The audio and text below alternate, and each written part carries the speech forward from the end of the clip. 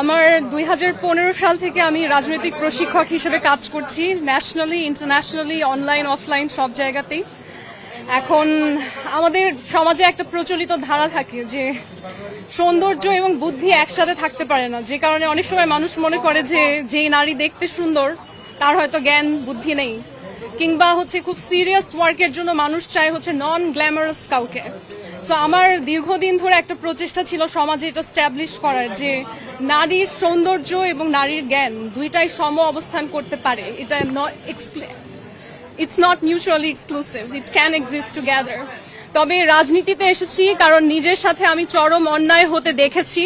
আমি আমাদের কান্ট্রির যে ললেসনেস সেটা নিজে পর্যবেক্ষণ করেছি এবং আমার দেশ কেমন করে আসলে তৃতীয় শক্তির কাছে বা বাইরের কোনো শক্তির কাছে নতজানু হয়ে যায়।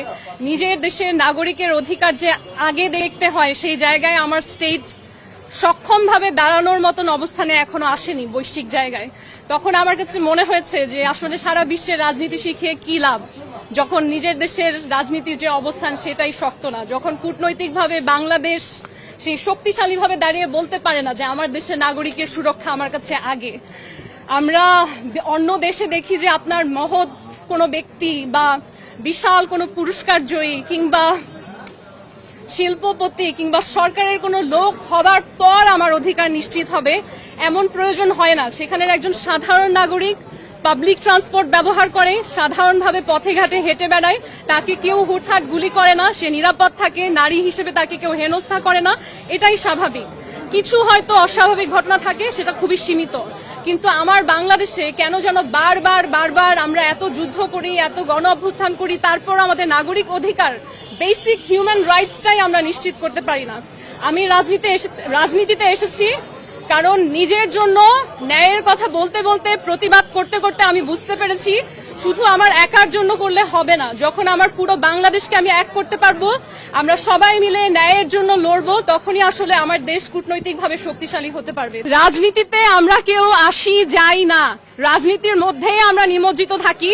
রাজনীতিবিদ হয়তো রাজনীতি নিয়ে বেশি কথা বলে, মেইন স্ট্রিমে এসে আপনাদের সামনে ক্যামেরার সামনে দুটো স্লোগান দেয়, কিন্তু আমার দেশের এবং পৃথিবীতে যত মানুষ আছেন প্রতিটি মানুষ রাজনীতির মধ্যেই অবস্থান করেন, সেটা আপনি কনসিয়াসলি হোক সাবকনসিয়াসলি হোক। এখন হয়তো আমি যে নির্বাচনে লড়ছি সেটা আলাদাভাবে আপনারা অবজার্ভ করছেন, আর নির্বাচনে যখন লড়তে এসেছি জেতার উদ্দেশ্য নিয়েই এসেছি। কারণ আমি যদি না জিততে পারি তাহলে সেই অ্যাডমিনিস্ট্রেটিভ ক্ষমতা যেখানে আমি দেশকে বদলাতে পারবো সেটা তো আমি অর্জন করতে পারবো না। তাই আমার প্রধান লক্ষ্য সেটাই। আর কাউকে আমি কম্পিটিশন মনে করি না, বরঞ্চ অন্যদের কাছ থেকে শেখার চেষ্টা করছি।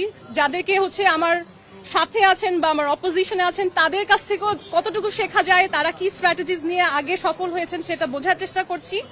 এবং আমি মনে করি বাংলাদেশের মানুষ নতুনত্ব চায়, তারা একঘেয়েমিতে পড়ে গিয়েছে, তারা এক জিনিস আর দেখতে চায় না, এবং তারা আসলেই এমন মানুষ চায় যে ব্যতিক্রমী এবং নির্ভয়ে নিজের কথা বলতে পারে। কারণ যেই মানুষ নির্ভয়ে নিজের কথা বলতে পারে না, নির্ভয়ে সমাজে অন্যায়ের প্রতিবাদ করতে পারে না, তার কাছে যদি আপনি পৃথিবীর সব ক্ষমতাও দেন তখনও সে অন্যায়ের প্রতিবাদ করবে না। কারণ যার স্বভাবেই সেটা নেই তাকে আসলে ক্ষমতা দিয়েও লাভ নেই। তো আমার প্রধান উদ্দেশ্য হচ্ছে এটাই, দেশের জন্য কাজ করব। যদি জিতে যাই আলহামদুলিল্লাহ, কিন্তু আমার এই প্রত্যয়টা স্থায়ী হবে ইনশাআল্লাহ। ঢাকা ৮ আসন, ট্রাক মার্কা, গণ অধিকার পরিষদ থেকে আমি মেঘনা আলম।